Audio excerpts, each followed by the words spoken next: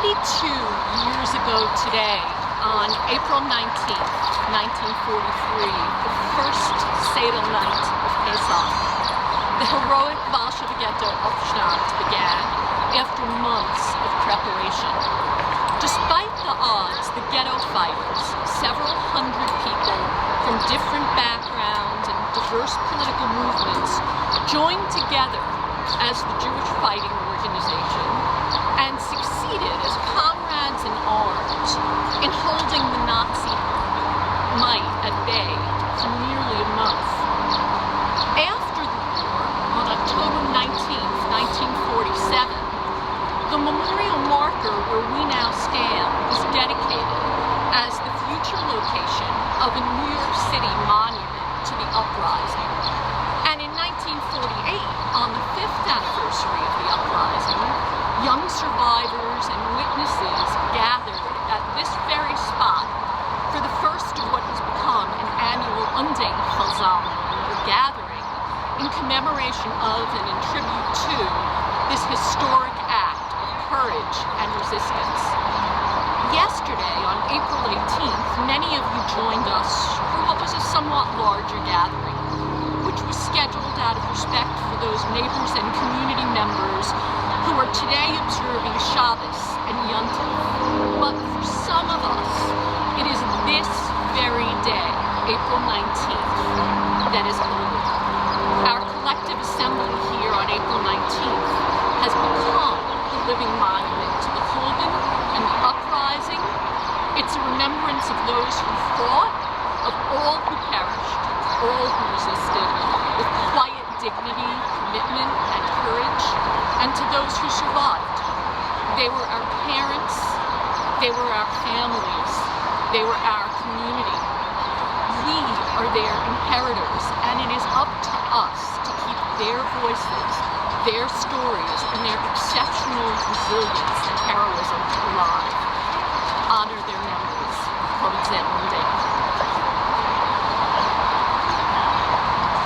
So we know that various people have brought readings or songs. Irke, would you like to come up?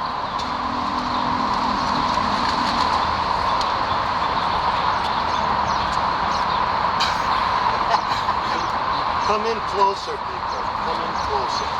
I know that this is a commemoration for the uprising, which was an armed uprising. I think at the stand we often want to think about resistance that was not armed. That ordinary people who did not have the opportunity to participate or to be in armed resistance, how did they resist? And I think it's a subject that a lot of us are thinking about right now. What forms of resistance you have? I recently read Rachel Auerbach's Warsaw Testimonies, and it's quite remarkable because there are 50 pages in this book devoted to soup kitchens. I've never seen that kind of detailed description. So I thought it was really important to me to be reading this, and I thought it would be good for us to remember what Auerbach wanted to memorialize with his unsung heroes, with this enormous network of soup kitchens. She said that there were more than 100,000 adult clients, as well as thousands of children who used the kitchens. 3 indefatigable instructors, directed by the university-trained Birkenheim, went from kitchen to kitchen and taught us hygiene, proper cooking technique, and accounting. They were always experimenting and trying to figure out how to take the food that the Germans allotted of worst quality and half rotten and make it tasty and nutritious as possible. The kitchens worked under enormous pressure. Their employees were undernourished and had to worry about their own families. There were masses of refugees as well as destitute local Jews for whom that soup at the kitchen was the only meal of the day. Unfortunately, we quickly realized that the only people who really helped were those who had access to another meal somewhere else. As for the neediest, even the best soups did not keep them from swelling up from hunger and from perishing. But we shouldn't forget that the kitchens made a real difference in feeding the ghetto, along with massive smuggling and economic ties with the Poles. Those clients whom the kitchen really helped were those who could get other meals, ample or meager, from other sources.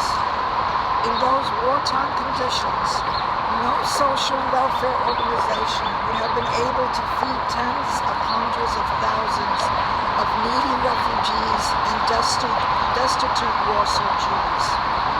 But their efforts, along with smuggling and illegal trade, made a difference and are the reason that 35% of the ghetto population survived the first 2.5 years of the occupation.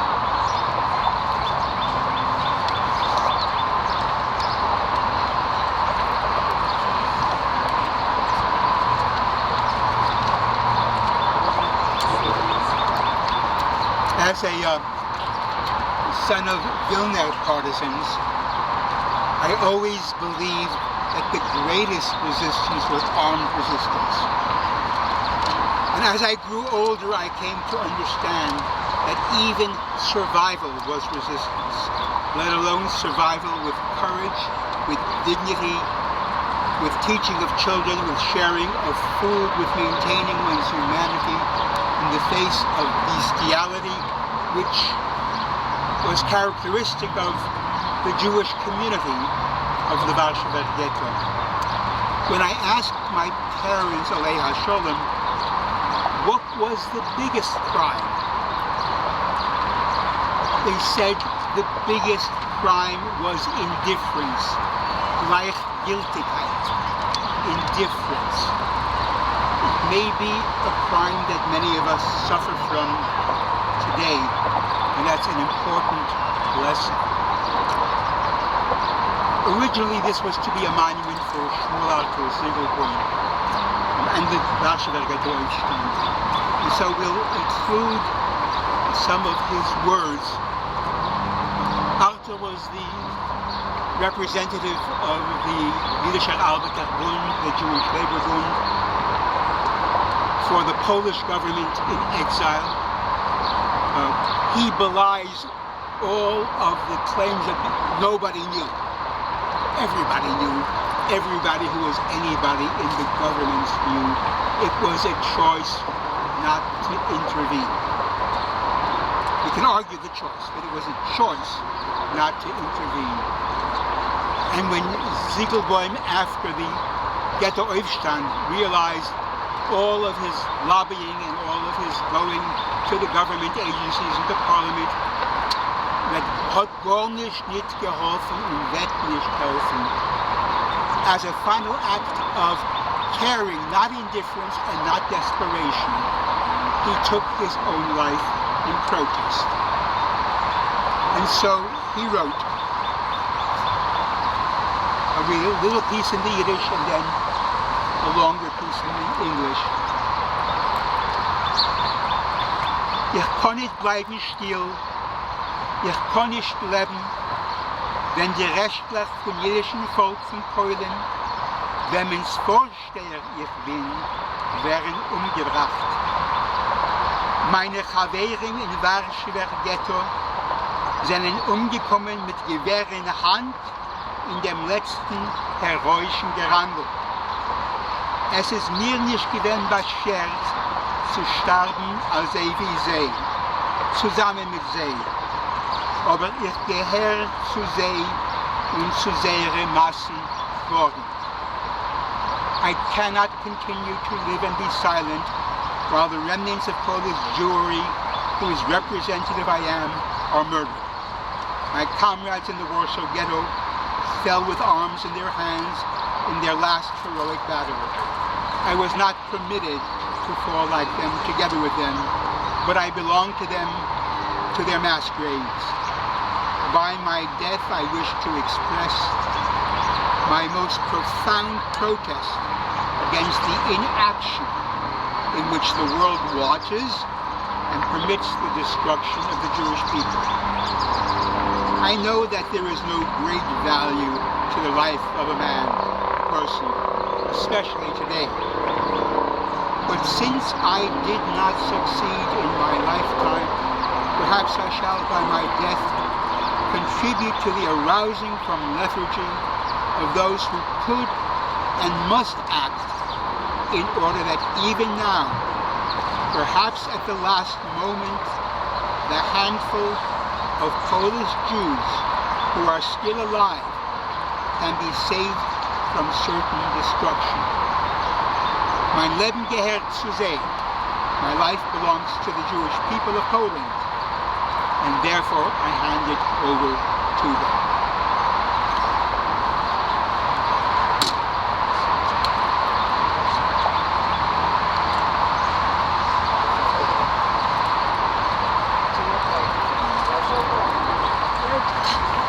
Feygele. Yeah, go ahead, Susan. I'm going to read some remarks that my father wrote. His name was Majus Nowogrodzki, and he wrote these to present to this gathering in 2014. He wrote them in Yiddish, which I don't speak, and I asked him to translate them into English so I would know what he was saying.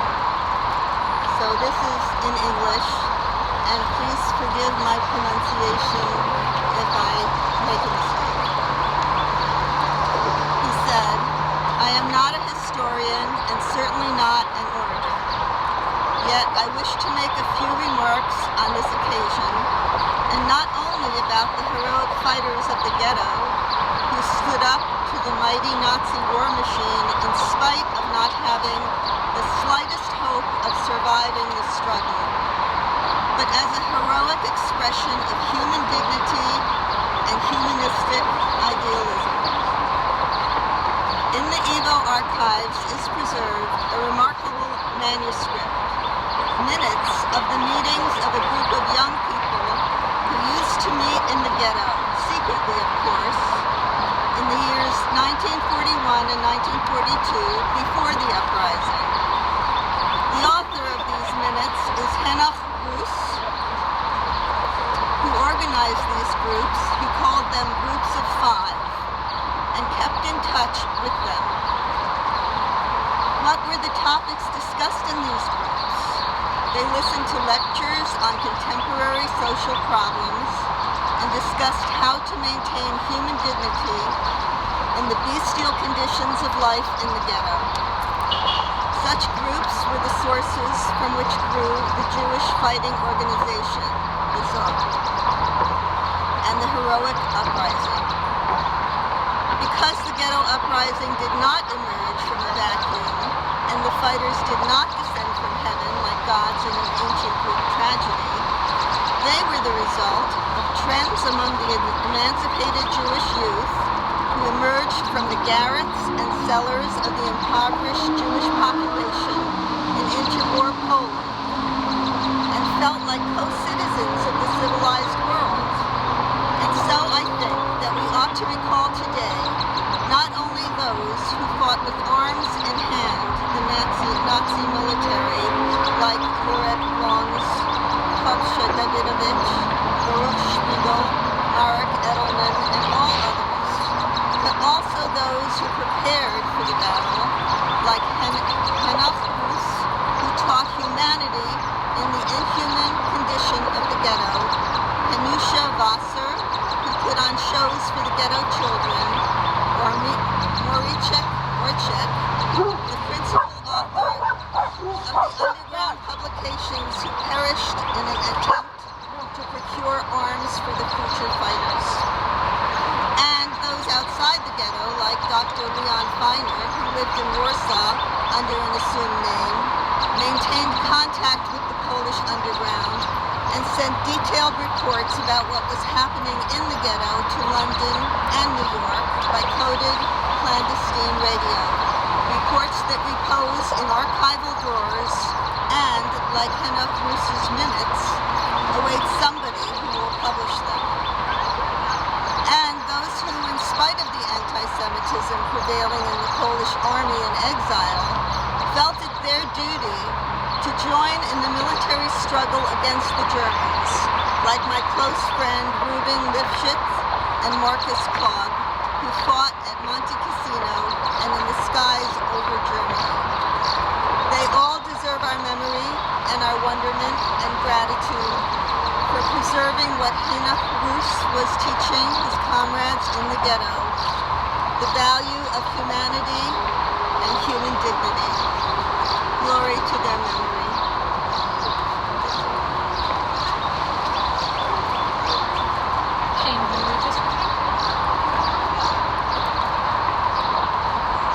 Shane and I are going to read in Varshever Ghetto's It's Kodesh Nissen, a poem by Binem.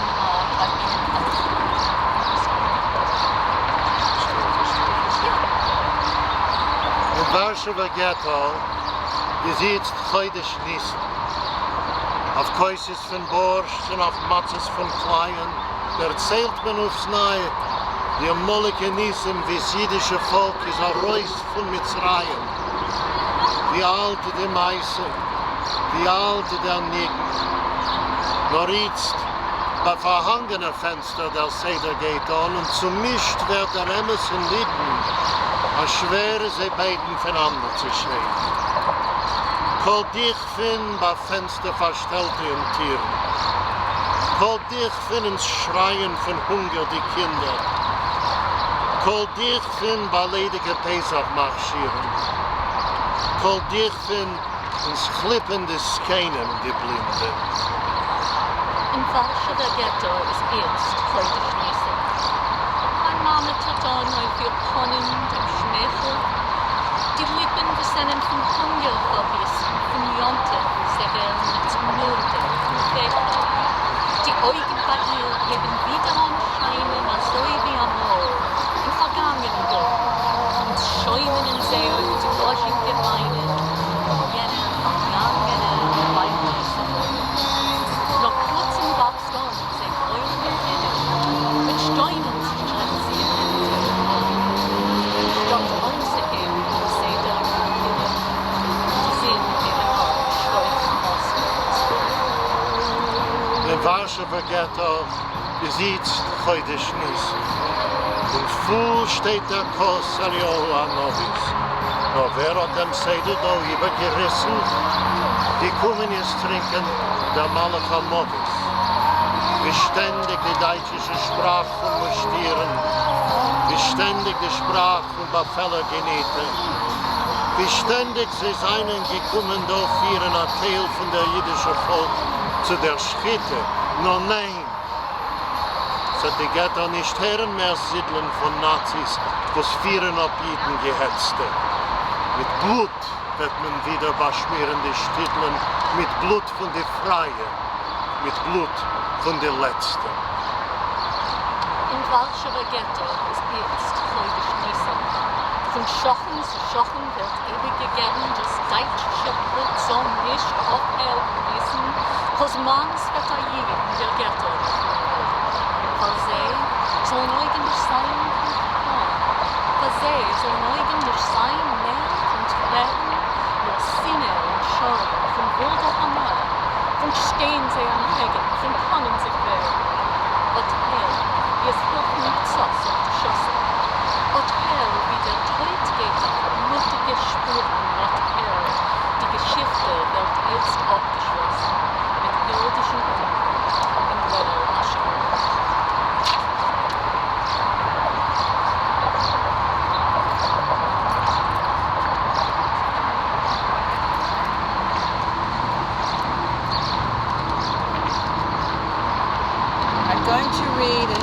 Translation by a Hebrew poet named Abba Kovner, who was one of the leaders of the Warsaw Ghetto, the Vilna Ghetto commander, and it's called a memorial prayer. Let us remember our brothers and sisters, their cities and villages, the town's noisy streets, the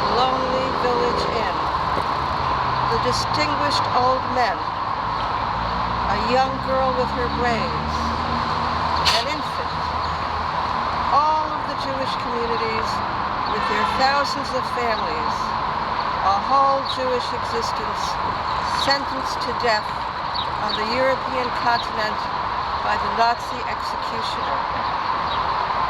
The sudden outcry of a man who died, the woman who cradled her baby till her arms dropped, the infant seeking its mother's breast when it was cold and blue.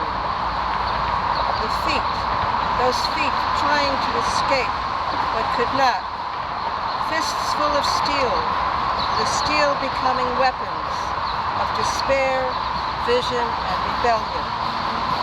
Those heroes of the heart, open-eyed, daring, gave their lives, but could not gain a victory. Let us remember the day at noontime, when the sun gazed down on the slaughter from high in the silent sky. Let us remember the pile of ashes under the blossoming gardens and the dead who stare at us. They look from all sides, calling out to us, and let us remember with our lives their witness and be their memorial.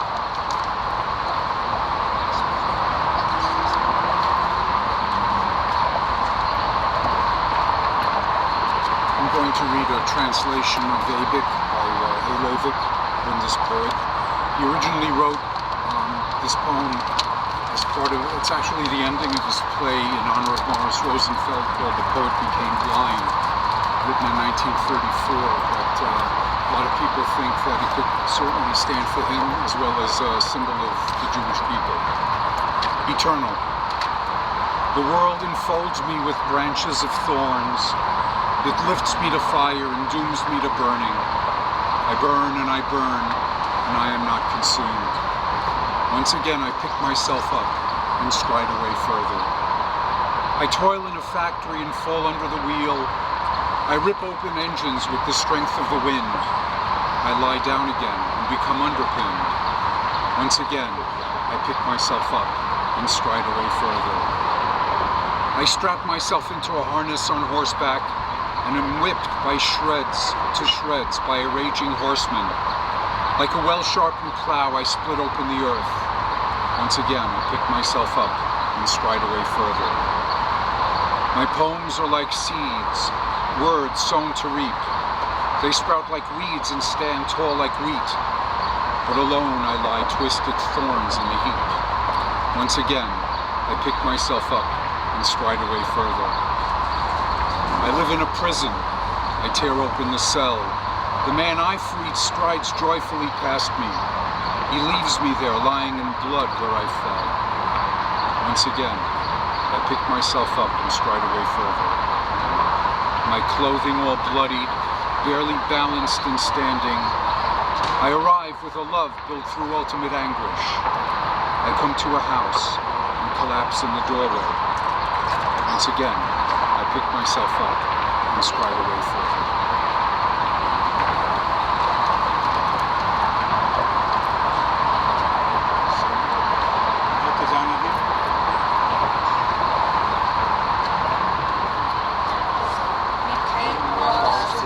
Dem letzten Weg, von Schienen Weihen verstellen Leute, allen wird noch unser ausgebänkte Schau, Sarter blickt und unser Tod, wir seien da.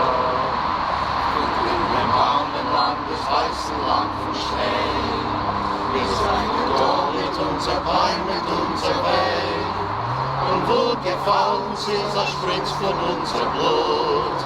Sprotzen wird dort unser Gore, unser Mut. Sind die Morgen zum Badilden unser Heim.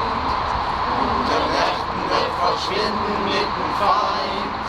Nur heute versammeln wird die Sonne in dem Kajor. Wie Parol, so gehen das Lied von dort zu dort.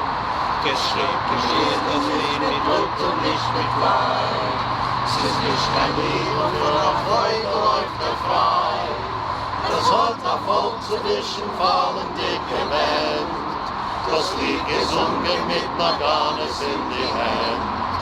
Das hat nicht einmal als du gehst am letzten Weg. Was schlimmen Laien, verschellen Laien Tag. Kommen wird noch unser ausgebänkter Show. Es wird der Beut von unser Partizaner-himen. Kommen wird noch unser ausgebänkter Show. Es wird der Beut von unser Partizaner-himen.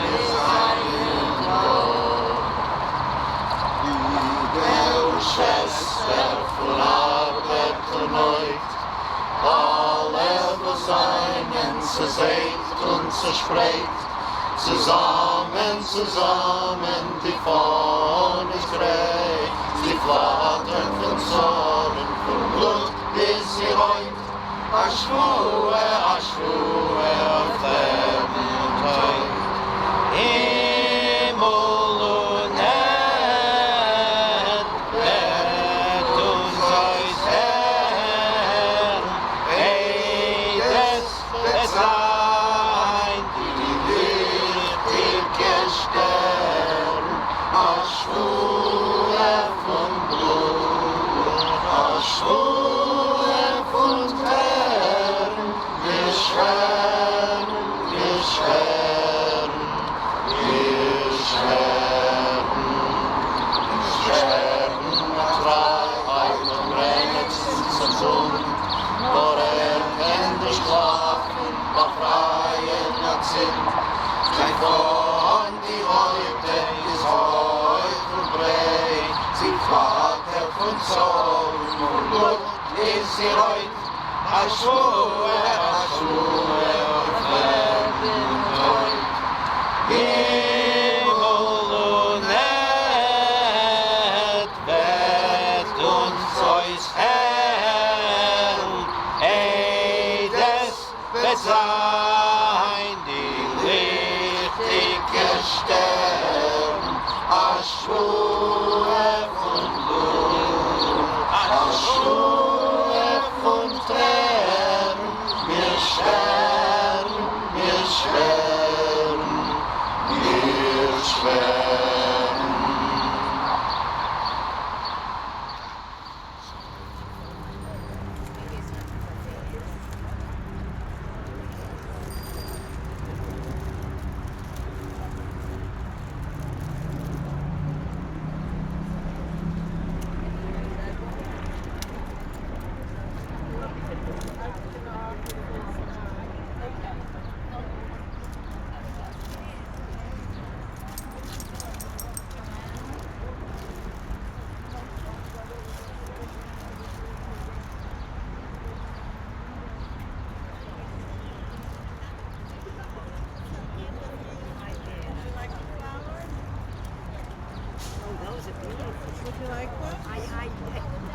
It wasn't as nice as the one that I had.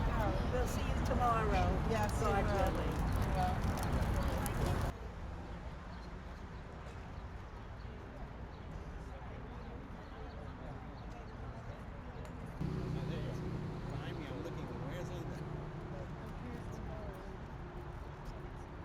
Does everybody know about reading of the names from the 23rd to the 24th? If anybody